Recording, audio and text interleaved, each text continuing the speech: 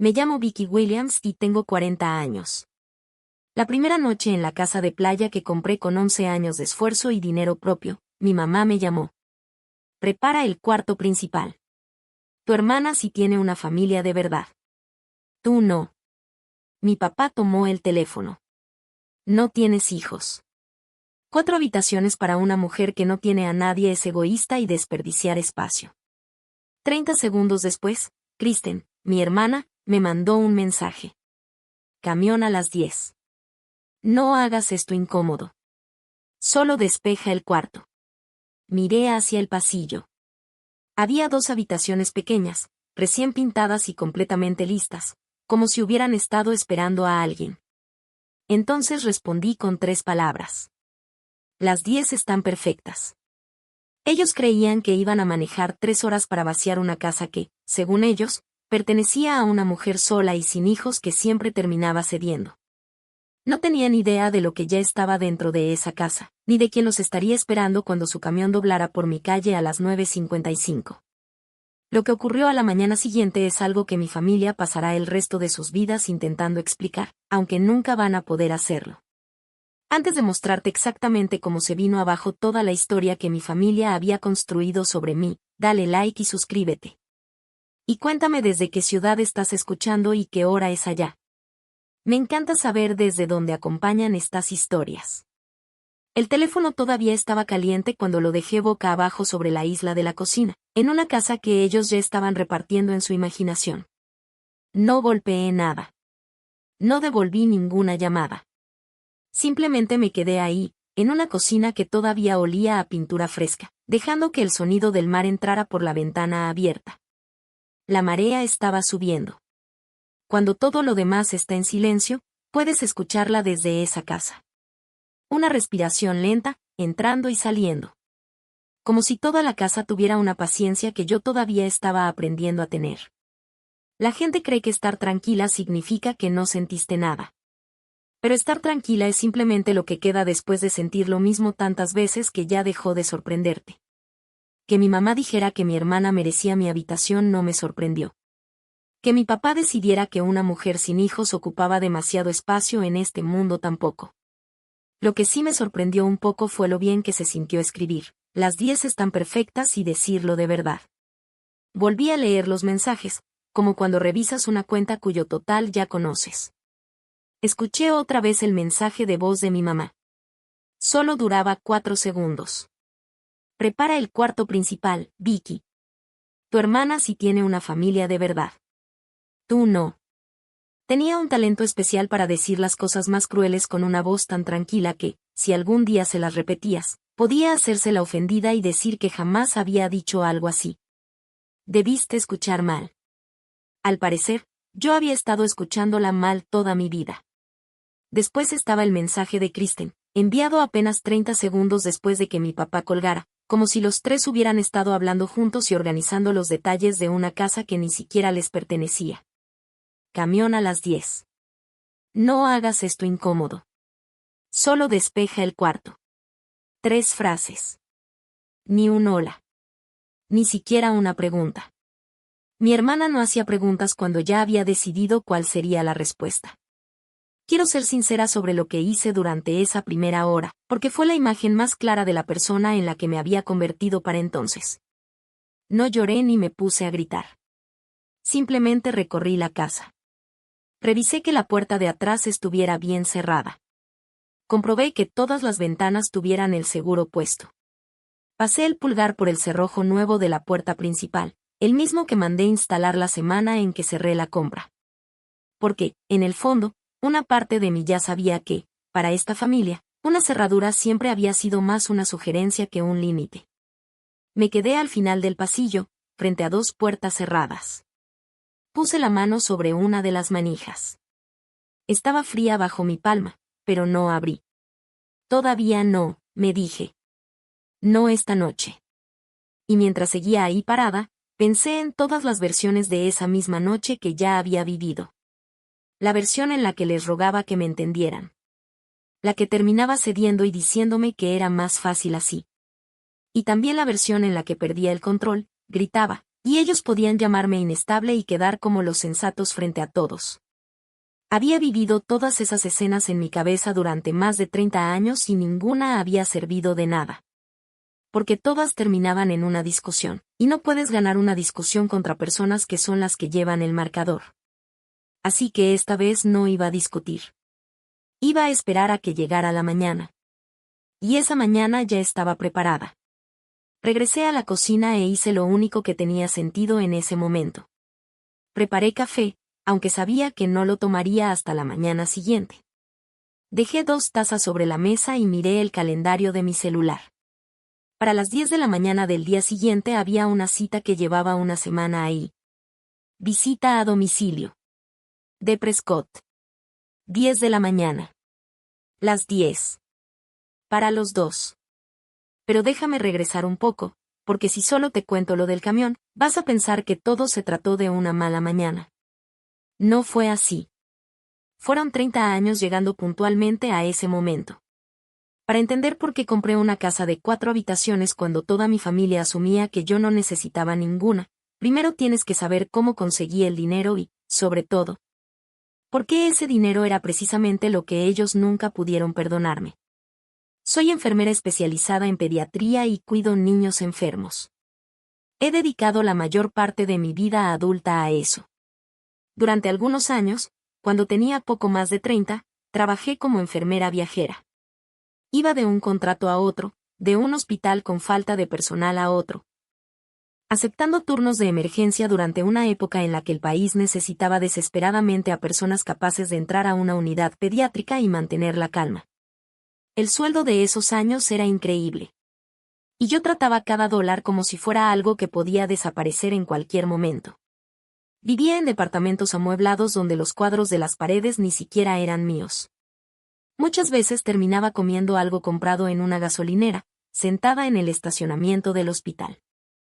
Y casi todo lo demás lo guardaba en una cuenta que me había prometido no tocar. No lo estaba haciendo para comprar una casa en la playa. La verdad, durante años ni siquiera sabía exactamente para qué estaba ahorrando. Solo tenía algo muy claro. Nunca más quería estar en una situación donde mi vida dependiera de que alguien de mi familia decidiera si yo merecía recibir ayuda. Una vez ya había estado en esa posición. Y fue muy duro. Voy a llegar a esa parte, porque ahí está el centro de toda esta historia. Pero fue ahí donde nació mi forma de pensar. Ahorra lo suficiente y nadie podrá decidir qué hacer con tu vida. Durante 11 años viví así. 11 años de turnos dobles, pagos extra por trabajar en días festivos y decirles a mis amigos que no podía ir al viaje, a la boda o al fin de semana de chicas porque tenía que trabajar. Cuando por fin compré la casa en Emerald Isle, di 190,000 pesos de enganche por una propiedad de 625,000 pesos. Tenía 4 habitaciones, 2 baños y medio, estaba a solo unas casas del agua, lo bastante cerca para sentir el olor de la sal, pero un poco más retirada para que el seguro contra inundaciones no terminara costándome una fortuna. Y esa última parte importa más de lo que parece. En la costa, el seguro puede sentirse como otra hipoteca. Cobertura contra huracanes, contra inundaciones y todos esos gastos que se renuevan cada año. Entre todo, mi pago mensual ronda los 3,800 pesos y lo pago yo sola con un solo sueldo. Si algún mes algo sale mal, no hay nadie detrás de mí para rescatarme. Esa casa no me la heredaron. Me la gané trabajando turno tras turno. Lo único que mi familia me dio fue una razón para aprender a ahorrar. Ahora viene la parte que ellos te contarían si fueran honestos. Pero no lo son. Según su versión, yo les debo algo. No una deuda específica. Es una deuda general, de esas que nunca disminuyen, por más que hagas por ellos. Podría darte 100 ejemplos, pero uno basta, porque ese fue el que me enseñó cómo funcionaban las reglas en mi familia. Hace 8 años, Kristen se metió en un problema por comprar un carro que realmente no podía pagar. Mi mamá me llamó al trabajo. Yo estaba trabajando bajo contrato en otro estado. No me preguntó si podía ayudar. Simplemente me informó que yo iba a cubrir la diferencia para que mi hermana no perdiera el carro y la familia no quedara en ridículo. Eran 9,000 pesos. Los mandé. Yo me repetía que era un préstamo.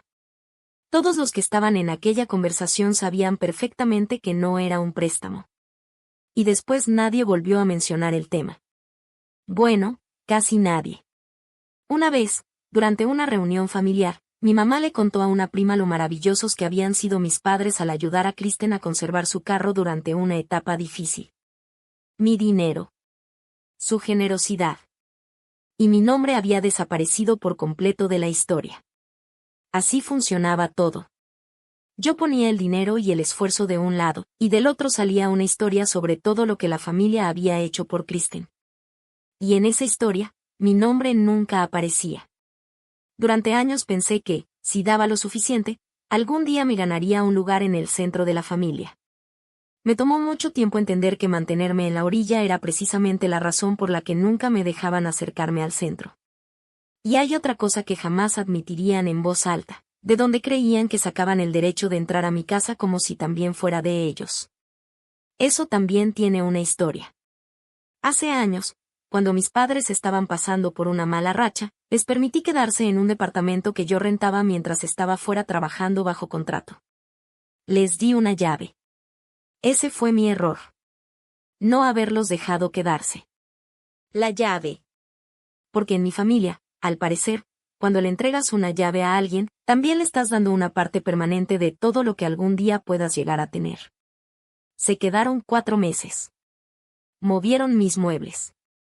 Y hasta le dieron la llave de repuesto a Kristen, por si acaso. Cuando finalmente regresé a casa y les pedí que me devolvieran las llaves, mi mamá reaccionó como si la hubiera acusado de cometer un delito. Somos familia, Vicky. ¿Por qué te pones así por una simple llave? Yo nunca le di una llave de la casa de la playa a nadie. Cambié las cerraduras durante la misma semana en que me mudé.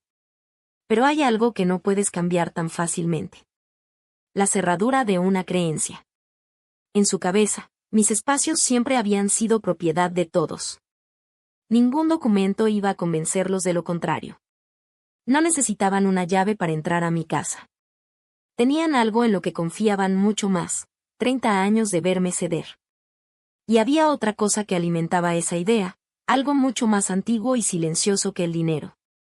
Mi abuela Ruth, la mamá de mi mamá. Cuando Ruth murió en 2019, me dejó una pequeña cantidad de dinero. Era suficiente para significar mucho para la Vicky más joven, pero ni de cerca alcanzaba para construir o comprar aquella casa. Lo que realmente me dejó no tenía precio de reventa. Un reloj de mareas, una caja de recetas escritas con su propia letra y un libro infantil con un faro en la portada. Estaba tan usado que las esquinas se habían vuelto suaves, casi como tela. Tengo que contarte sobre ese libro, porque en realidad la historia nunca fue el libro. Cuando era niña y la casa estaba llena de ruido, con todos pendientes de Kristen y acomodándose alrededor de ella, Ruth solía llevarme al cuarto de atrás, donde todo estaba tranquilo, y me leía siempre la misma historia. Era sobre un faro pequeño que pensaba que, por ser tan pequeño, no tenía importancia.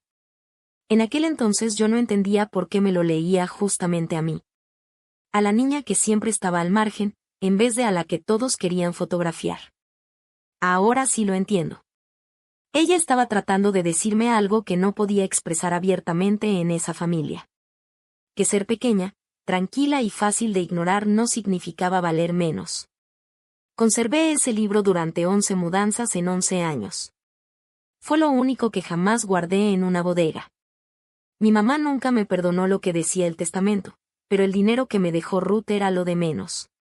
Lo que mi mamá realmente nunca pudo perdonar fue que, durante sus últimos años, Ruth dejó de fingir. Lo decía directamente en la mesa, frente a todos. Vicky es la que me llama. Vicky es la que viene a verme. Ella confiaba en mí abiertamente, dentro de una familia donde la confianza parecía una moneda.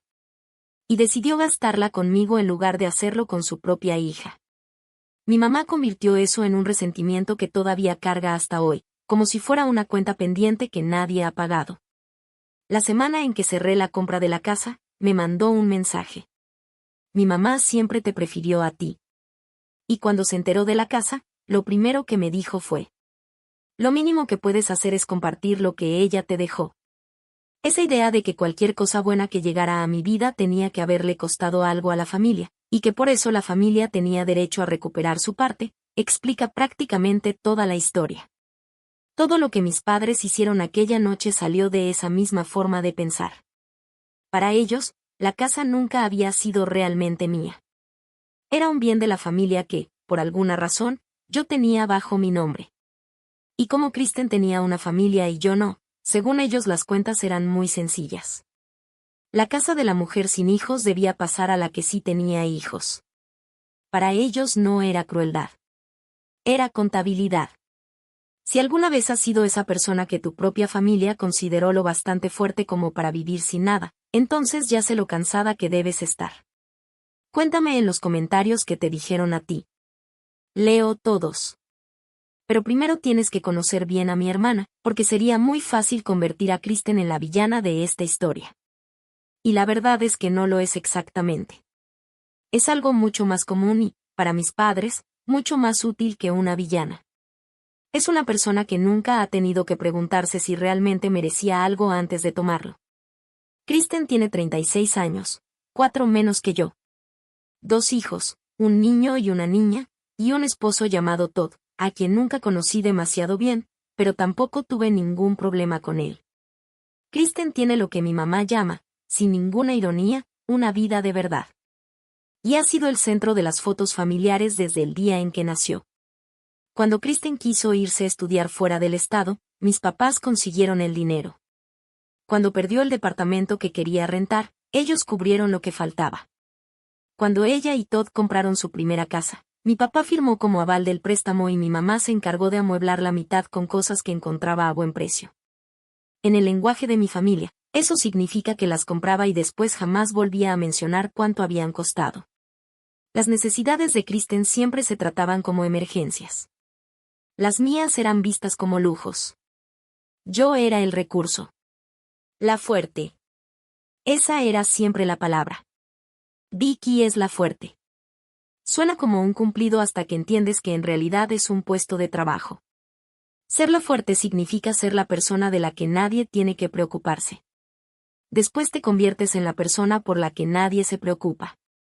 Y al final, eres la que no recibe nada porque, obviamente, puede arreglárselas sola. Y sí, yo podía arreglármelas. Ese era precisamente el problema. Cada vez que resolvía algo por mi cuenta, ellos lo tomaban como prueba de que nunca había necesitado nada. Hay una fotografía del aniversario número 30 de mis padres que conservé durante años sin entender por qué. Todos están acomodados en el sillón. Kristen, Todd y los niños están en el centro. Mis papás están detrás de ellos, con las manos sobre los hombros de mi hermana. Yo aparezco en una esquina, casi fuera de la foto.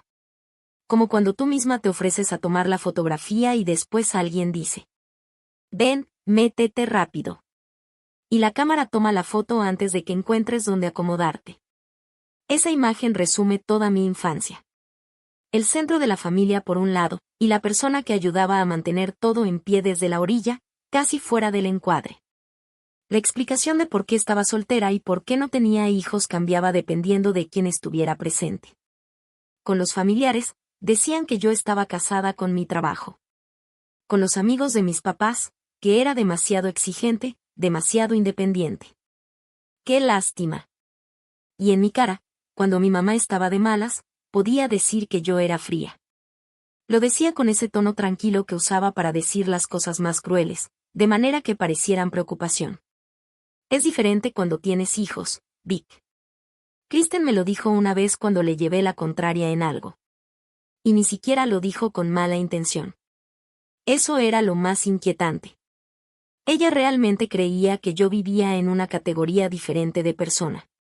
Una persona cuyas necesidades pesaban menos, cuya casa estaba más vacía y cuyas opiniones importaban menos porque no había hecho aquello que, según la forma de pensar de mi familia, hacía que la vida de una mujer tuviera verdadero valor. Nunca corregí ninguna de esas ideas. Había una razón.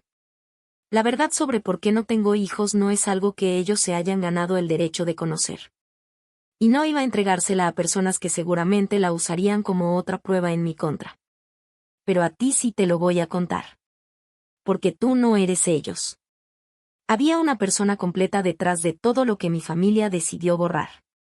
Y para entenderla de verdad, tengo que contarte sobre el año en que estuve a punto de perderlo todo de golpe. Mi abuela tuvo 2 hijas, mi mamá y mi tía Carol. Carol fue la que tomó malas decisiones, se mudó lejos, tuvo problemas de dinero y terminó siendo la hija que ya no encajaba con la imagen que la familia quería mostrar. Y en una familia que se preocupaba más por la apariencia que por las personas, Carol se convirtió en un nombre que nadie quería mencionar. De ese lado de la familia no hablamos, decía mi papá mientras tomaba el control remoto. Y con eso se terminaba el tema. Carol tenía una hija, mi prima. Se llamaba Amanda y yo era la única que seguía mencionándola. En 2011 perdí un embarazo. No voy a intentar suavizarlo. Fue al principio. Todo pasó en silencio y casi no se lo conté a nadie. Pero esa ausencia se quedó dentro de mí, en un lugar muy profundo. Mi familia lo convirtió en parte de su propia versión de la historia. Para ellos, yo simplemente había decidido no tener hijos, porque una decisión era mucho más fácil de aceptar que una pérdida. Nadie se sentó conmigo. Nadie me preguntó cómo estaba. Durante esos mismos meses, mi tía Carol murió y Amanda, que tenía 15 años, necesitaba un lugar donde vivir. Yo tenía 26. Estaba sufriendo una pérdida de la que ni siquiera podía hablar abiertamente dentro de mi familia. Y aún así, con todo lo que me quedaba, quería llevarme a Amanda a casa. Estuve a punto de hacerlo. Esa es la parte que todavía me visita por las noches. Estuve muy cerca. Me reuní con la trabajadora social del condado. Era familiar de sangre. Tenía un trabajo estable. Tenía una habitación disponible. Y no me limité a decir que quería ayudar. Preparé el cuarto. Lo pinté. Compré una cama y una lámpara. Hasta dejé un animalito de peluche sobre la almohada, porque no tenía idea de que podía querer una adolescente de 15 años. Y entonces entré en pánico. Ya había preparado una habitación para un hijo una vez. Y lo hice de nuevo 12 años después. Casi nadie supo de eso. Después mis papás se involucraron. Y mis padres hicieron lo que mejor sabían hacer. Tomaron el control de la situación. Mi mamá le dijo a la trabajadora social que yo estaba pasando por un duelo y que no estaba emocionalmente estable. Lo dijo con esa voz tranquila y amable que usaba para hacer que todo pareciera razonable. Y eso era precisamente lo peligroso. Sonaba completamente convincente viniendo de una mujer serena, bien arreglada y capaz de limpiarse una lágrima justo en el momento adecuado. Dijo que la familia se encargaría de Amanda.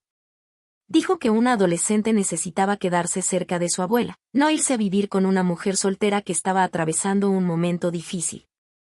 Dijo muchas cosas que sonaban ciertas y razonables, pero todas estaban construidas para proteger una sola mentira. La mentira de que mi familia realmente tenía intención de hacerse responsable de Amanda. Conservo esa frase escrita de puño y letra por mi mamá. Aunque no siempre la tuve. Durante años solo tuve esa sensación. La certeza de que alguien había dicho algo sobre mí en una habitación donde yo no estaba. Es como cuando llegas a un lugar y sabes que estaban hablando de ti porque el ambiente cambia en cuanto entras. No fue hasta hace unos años, después de que Ruth murió, que empecé a revisar las partes sueltas de mi propia historia. Fue entonces cuando descubrí que podía solicitar mis propios registros. Así que lo hice. Varias semanas después llegó un sobre delgado por correo. Lo abrí de pie, apoyada en la barra de la cocina de mi departamento. Y ahí estaba. Por primera vez leí la declaración de mi mamá. El papel estaba doblado en 4 partes y las marcas de los dobleces ya se habían puesto amarillas. Mi hija está pasando por un duelo y no se encuentra estable. No puede hacerse cargo de una niña en este momento. Nosotros nos encargaremos. Eso decía. Lo leí 3 veces. Después dejé el papel sobre la barra y me quedé sentada durante un buen rato, sin hacer nada. Y ahí entendí algo que había pasado 10 años tratando de no aceptar. No había sido un malentendido. No había sido que mi mamá estuviera abrumada y dijera algo equivocado durante un momento difícil. Había sido una decisión. Estaba escrita. Y firmada. Ella había tomado el peor año de mi vida y lo había convertido en una herramienta para apartarme. Volví a doblar el papel siguiendo las mismas marcas y lo guardé. No porque ya tuviera un plan para usarlo. Lo guardé porque era la primera prueba que había tenido en mis manos de que aquello que yo sentía que había pasado realmente había sucedido. Ellos no se encargaron de Amanda. Nunca tuvieron intención de hacerlo. Su verdadero objetivo era evitar que yo me relacionara con la familia de Carol, con ese apellido que habían hecho todo lo posible por esconder. Y cuando yo me alejé, porque sí me alejé, porque tenía 26 años, estaba completamente destrozada y ese año no tenía fuerzas para enfrentar la seguridad con la que mi propia madre hablaba. Ellos dejaron que Amanda terminara dentro del sistema, rodeada de desconocidos. Después regresaron a sus vidas. Y nunca volvieron a mencionar su nombre. No solo me quitaron una casa años después. Primero me quitaron una hija. Con el paso de los años intenté encontrar a Amanda cuando podía. No fue fácil. Los jóvenes que salen del sistema de cuidados sin una familia que los respalde suelen cambiar de lugar muchas veces. Y Amanda también lo hizo. Salió del sistema al cumplir 18 años sin nadie esperándola al otro lado. Cumplir 18 debería ser una celebración. En su caso, era una frase triste disfrazada de cumpleaños. De vez en cuando lograba localizarla. Nos reuníamos para tomar café y yo le daba lo que podía, sin hacer que pareciera una obligación y convertirlo en algo incómodo. Una vez, cuando ella tenía poco más de 20 años, estábamos sentadas en un restaurante sencillo y, de repente, me preguntó si yo recordaba haberle leído cuentos cuando era niña. Sí me acordaba. Era el libro del faro que había pertenecido a mi abuela. El mismo libro que ella me había leído a mí más de una vez. Yo se lo leía a Amanda durante los años en que todavía podía verla porque quería darle algo estable en una vida donde todo parecía cambiar constantemente. Todavía pienso en ese faro, me dijo en el restaurante. Revolvió su café sin levantar la mirada. El pequeño. El que pensaba que era demasiado pequeño para importar. Después hizo una pausa. Si algún día tengo hijos, quiero que tengan cosas así. Cosas estables. Las van a tener, le dije. Y lo creí de verdad cuando lo dije. Esa es la parte que todavía no logro superar por completo. Amanda tuvo 2 hijos, una niña y un niño. Y en el otoño de 2025, una noche, mientras manejaba por una carretera mojada, murió en un accidente automovilístico. Tenía 28 años. Me enteré un martes. Me llamó una prima con la que casi nunca hablaba. De esas llamadas que sabes que traen malas noticias antes de contestar, porque esa persona jamás te llama. Me dijo que Amanda había tenido un accidente en una carretera mojada. Que todo había pasado muy rápido. Y que habría una ceremonia pequeña, a la que probablemente la mitad de la familia ni siquiera asistiría. Recuerdo que todavía traía puesto mi uniforme, acababa de salir de un turno y me senté dentro de mi carro, en el estacionamiento del hospital. Durante mucho tiempo ni siquiera pude girar la llave. 28. Tenía 28 años. No dejaba de pensar en aquel restaurante, en el faro y en todo lo que Amanda me había dicho sobre querer que sus hijos tuvieran cosas estables en sus vidas. La noticia también llegó a mis papás. Así funcionan estas cosas en las familias. Las noticias terminan viajando de un familiar a otro, incluso en aquellas familias que prefieren fingir que ciertas personas nunca existieron. Mi mamá me contó la reacción de mi papá casi como si fuera un comentario cualquiera. Lo dijo con la misma indiferencia con la que alguien hablaría del clima. Eso no es realmente problema nuestro, ¿verdad? Eso fue lo que dijo. Yo sí fui al servicio. Fue pequeño, en un salón rentado con sillas plegables. Conté alrededor de 12 personas. Mis papás no estaban. Kristen tampoco. Había flores de personas que se habían conocido a Amanda como adulta, a la mujer en la que se había convertido y que mi familia jamás llegó a conocer. También había una fotografía de ella sobre un caballete. Nunca la había visto antes. Era una mujer con los ojos cansados, pero con una sonrisa de verdad, sosteniendo a 2 niños pequeños que yo todavía no sabía que pronto se convertirían en el centro de mi vida. Yo me quedé atrás. En ese momento no sabía que, 3 meses después, su hijo llegaría a mi unidad. Tampoco sabía que iba a leer su pulsera 3 veces. Solo sabía una cosa. La familia que hablaba todo el tiempo sobre la importancia de la familia no había mandado ni siquiera una silla para despedirse de una de las suyas. Los 2 hijos de Amanda terminaron bajo el cuidado del sistema. Nadie de aquella parte de la familia dio un paso al frente. Y nadie de nuestro lado siquiera preguntó cómo se llamaban. Así que dejé de pedirle cualquier cosa a mi familia. Y empecé, muy discretamente, a prepararme. Quiero contarte cómo los encontré, porque no fue algo que yo hubiera podido planear. Fue durante un turno nocturno. En enero de este año, llevaron a mi unidad a un niño de 5 años con problemas para respirar. Había tenido una fuerte crisis de asma y el miedo en casa había sido suficiente para que llamaran a una ambulancia. Yo hice mi trabajo. Le estabilicé el oxígeno. Conseguí que el medicamento comenzara a hacer efecto. Y poco a poco logré que el miedo saliera de la habitación. Después me senté con él, como haces cuando un niño pequeño está asustado y las personas que lo quieren no están ahí para acompañarlo. Él no dejaba de mirarme con unos ojos oscuros y muy serios, como si estuviera tratando de descubrir si podía confiar en mí. Después de un rato me hizo una pregunta que todavía escucho cuando todo está en silencio. ¿Te vas a quedar hasta que regrese mi hermana? Miré su pulsera. Decía, Reed Owen. Lo había leído miles de veces. He cuidado a miles de niños y he visto miles de pulseras. Pero esa la leí 3 veces. Reed Owen. Owen Reed. 5 años. Y en algún lugar de ese mismo edificio había una hermana. Hice lo que corresponde hacer en cuanto sospechas que un paciente podría ser un familiar tuyo.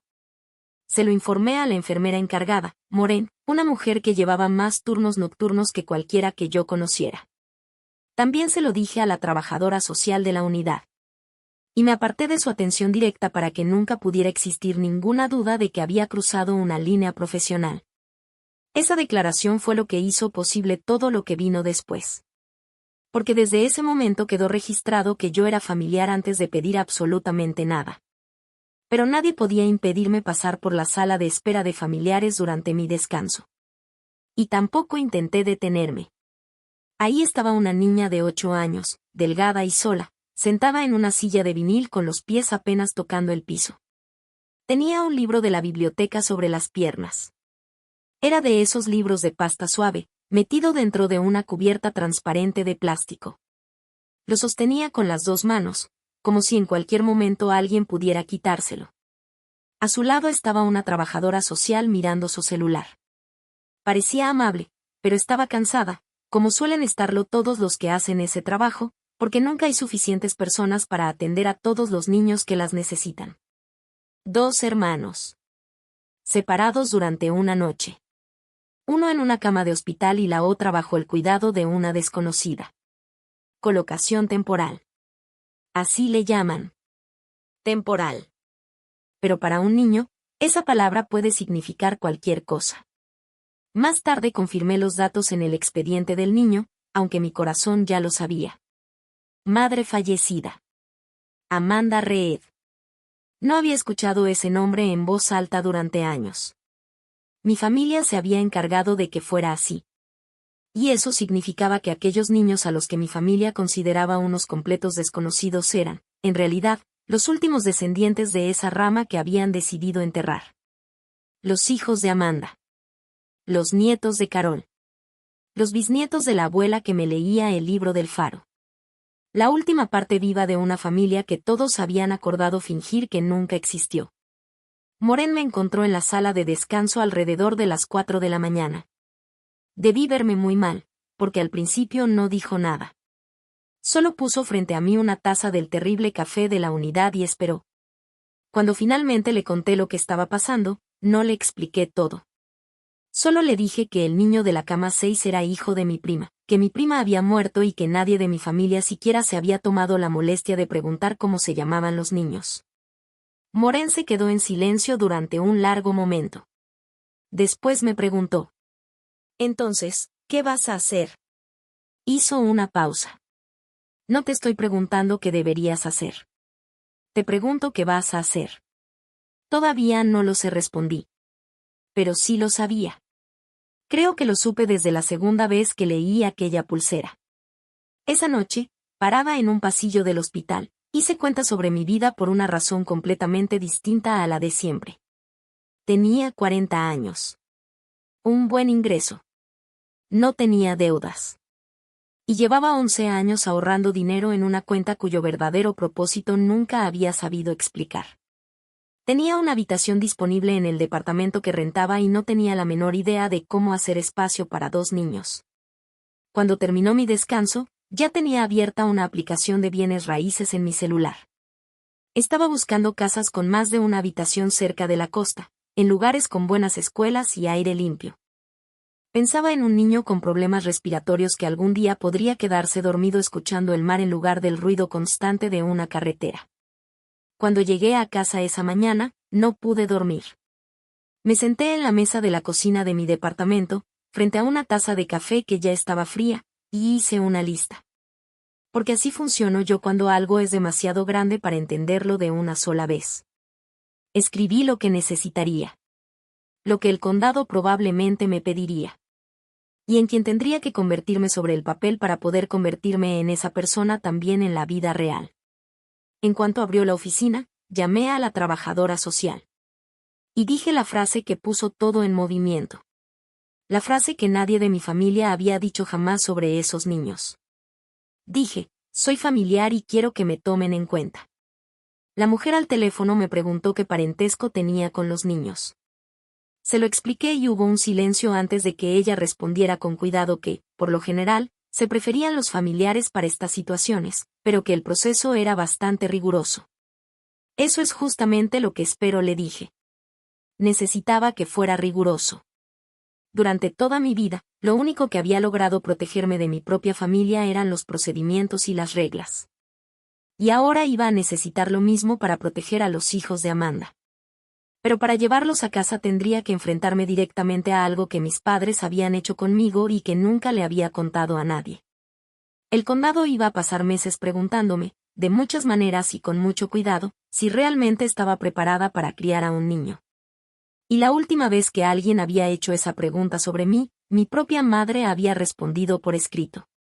Y su respuesta había sido no. Dar un paso al frente fue mucho más difícil de lo que cualquiera podría imaginar. Yo no era mamá. Tampoco era hermana ni abuela. Era una prima con un parentesco más lejano, una distancia que mi propia familia había pasado años haciendo cada vez más grande. Y para un sistema que tiene que ser cuidadoso, una prima que aparece de repente no es una respuesta. Es una pregunta. Yo tenía que demostrar un parentesco que mi familia me había enseñado a esconder. Busqué documentos familiares antiguos. Encontré una fotografía de Ruth sosteniendo a Amanda y a mí cuando éramos niñas. Reuní mis propios registros de todos los años en que seguí buscando a Amanda cuando nadie más lo hacía. También expliqué desde el principio que yo había sido la profesional de pediatría que reconoció a Owen en el hospital y por qué me había apartado de su atención en cuanto descubrí el parentesco. Hice todo siguiendo las reglas. Porque las reglas eran lo único que podía separar a esos 2 niños de pasar otro año entre desconocidos. Y porque yo ya sabía lo que podía pasar cuando mi familia tenía la oportunidad de contar la historia a su manera en lugar de dejar que hablaran los hechos. Unas semanas después, pude conocer bien a los niños. Fue durante una visita supervisada en una oficina de servicios familiares que olía a limpiador de alfombras y a crayones viejos. Me habían dicho que no esperara demasiado. Los niños que pierden a uno de sus padres y después pasan de un lugar a otro no entregan su confianza fácilmente. Y no deberían hacerlo. Owen me recordaba del hospital. Se acercó a mí en unos 10 minutos, algo que la trabajadora social consideró bastante rápido. Para él, yo era la persona que había logrado que pudiera volver a respirar. Y para un niño de 5 años, eso puede parecer casi magia. Lily era diferente. Ella era la barrera. Tenía 8 años y vigilaba cada salida de la habitación. Respondía las preguntas con las palabras mínimas necesarias para terminar la conversación. Ella había sido quien mantenía todo bajo control. Lo reconocí en los primeros 5 minutos. Es como reconocer tu propia letra en un sobreviejo. Lily había sido la fuerte desde la noche en que su mamá no regresó a casa. Alguien la había obligado a convertirse en esa persona. De la misma manera que alguien me había obligado a mí. Quería inclinarme sobre la mesa y decirle que ya podía dejar de cargar con todo. Pero no lo hice. Porque todavía no era verdad. Lo que consiguió romper un poco esa barrera fue el libro. Lo había llevado conmigo casi por instinto. El libro del faro de mi abuela. Cuando Owen comenzó a inquietarse, lo abrí y empecé a leer. Sin actuar. Sin intentar impresionar a nadie. Solo leyendo en voz baja. Y aproximadamente una página después, sentí que Lily se quedaba completamente quieta. No estaba cariñosa ni intentaba acercarse. Simplemente seguía escuchando, aunque fuera a pesar de ella misma. Cuando terminé de leer, me miró durante un buen rato y finalmente dijo: Mi mamá tenía uno parecido. Lo sé, le respondí. Y se lo entregué. La expresión de Lily cambió de una manera difícil de explicar. No voy a fingir que entendí completamente lo que estaba sintiendo en ese momento. La trabajadora social tomó nota. Y ese fue el primer hilo del que pudimos tirar. Después hubo más visitas. Cada una duraba un poco más y tenía un poco menos de supervisión. En la tercera visita los llevé a un parque cerca del agua. La trabajadora social caminaba detrás de nosotros, manteniendo una distancia prudente. Owen corrió demasiado, empezó a respirar con dificultad y yo vi exactamente el momento en que todo el cuerpo de Lily se tensó.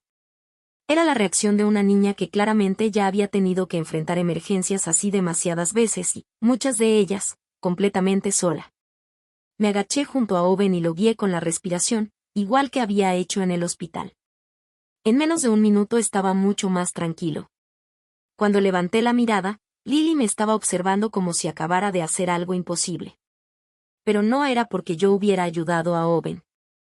Era porque, por una vez, ella no había tenido que hacerlo. Vi como una pequeña parte del peso que llevaba sobre los hombros comenzó a desaparecer. Y entendí algo. Sin importar cuánto me costara, quería pasar el resto de mi vida ayudándola a cargar cada vez menos de ese peso. Ese fue el día en que dejé de pensar que aquello era algo que esperaba que sucediera. A partir de entonces, decidí que iba a hacer todo lo posible para que sucediera. Compré la casa en abril. Cerré la compra a mediados de ese mes. El agente de bienes raíces pensaba que yo era un poco extraña. Una mujer soltera buscando casas de 4 habitaciones, recorriendo cada espacio, revisando las escaleras, los puntos de visibilidad y qué tan cerca estaba la atención pediátrica. También hacía preguntas sobre las escuelas con una intensidad que no parecía tener mucho sentido para alguien que no llevaba anillo. Hasta que encontré aquella casa. No era la más grande ni la más nueva.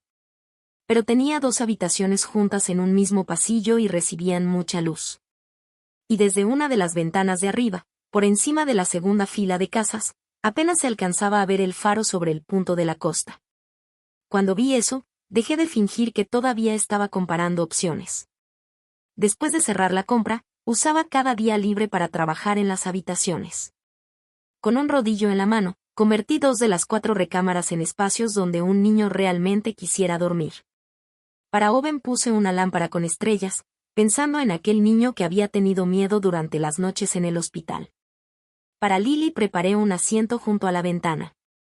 A ella le gustaba tener a la vista las salidas, así que pensé que quizá también le gustaría tener un lugar desde donde pudiera observar el agua.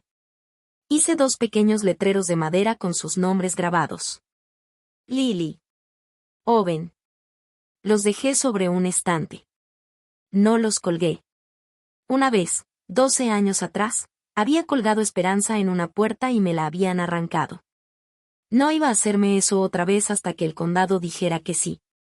Y aquí tengo que contarte lo que pasó durante las semanas anteriores a aquella llamada, porque mi familia no apareció de la nada. Llegaron como llega una tormenta. Se va formando durante días y puedes darte cuenta si estás prestando atención. Se enteraron de que había comprado la casa de la misma manera en que se enteraban de todo. A través de otros familiares. Y la noticia de que había comprado una casa de 4 habitaciones cerca del agua le cayó a mi mamá como si fuera una provocación. El primer mensaje fue casi amable. Nos enteramos de la maravillosa noticia. Deberíamos ir todos a conocerla. Yo sabía perfectamente qué significaba eso de ir todos a conocerla. Significaba inspeccionarla. Significaba evaluarla. Significaba que mi mamá iba a pararse en medio de mi sala y decidir qué parte de mi buena suerte le correspondía a la familia. Después llamó Kristen y ni siquiera intentó ser amable. Mamá dice que compraste una casa de 4 habitaciones. Hizo una pausa. Eso es una locura para una sola persona, Vic. Tú sabes que Todd y yo llevamos tiempo buscando una casa más grande y los niños necesitan estar cerca de la playa. Les hace bien. Lo dijo como si me estuviera recordando una cita que yo había olvidado.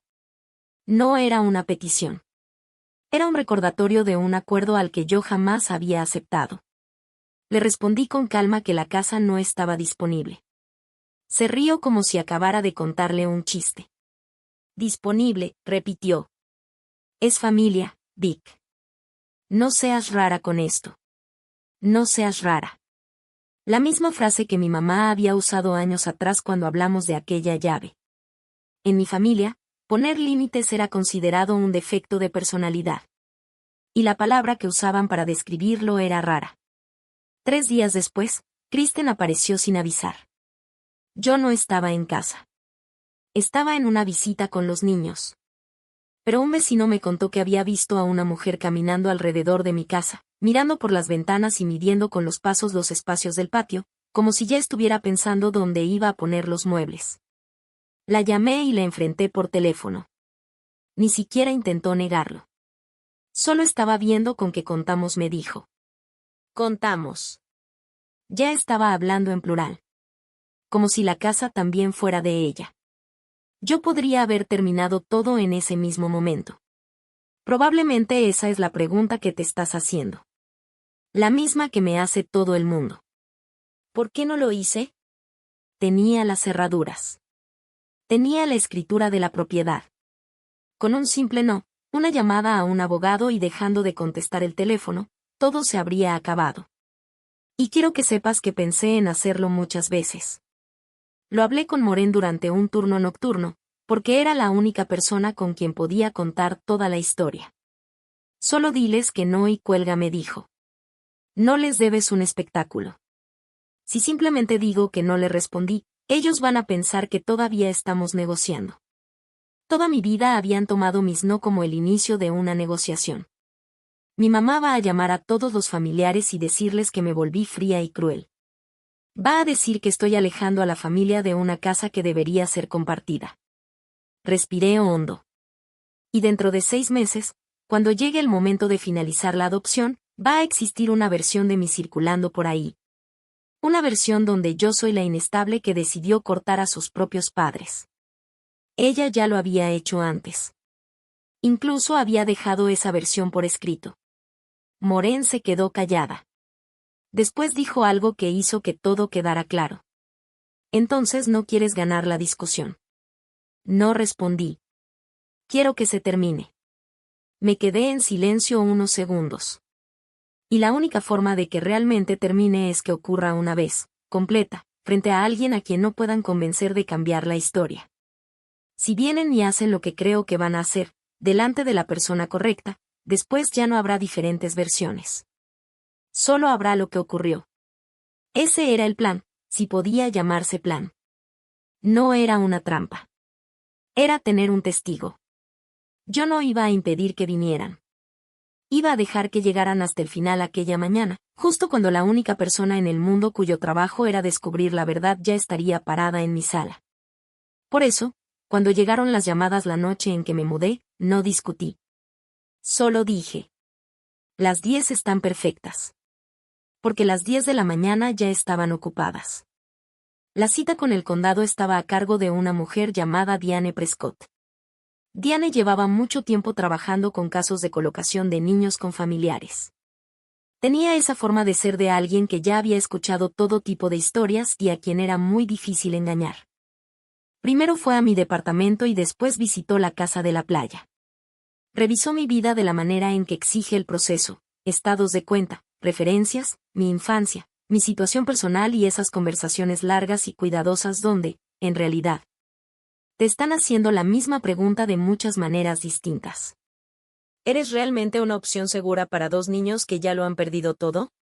Diane me hizo preguntas difíciles. Me preguntó por qué nunca había buscado adoptar antes y realmente había querido tener hijos durante tantos años.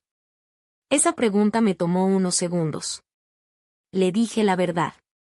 Le conté que una vez había intentado hacerlo con un familiar, pero que no había salido bien y que probablemente cargaría con eso durante el resto de mi vida. Ella anotó algo y continuó con la siguiente pregunta. Pero pude notar que había guardado esa información en su mente, igual que hacía con todo lo demás, para volver a ella si era necesario. Yo estaba dispuesta a responder todo. Pero sabía perfectamente que había dentro de mis antecedentes.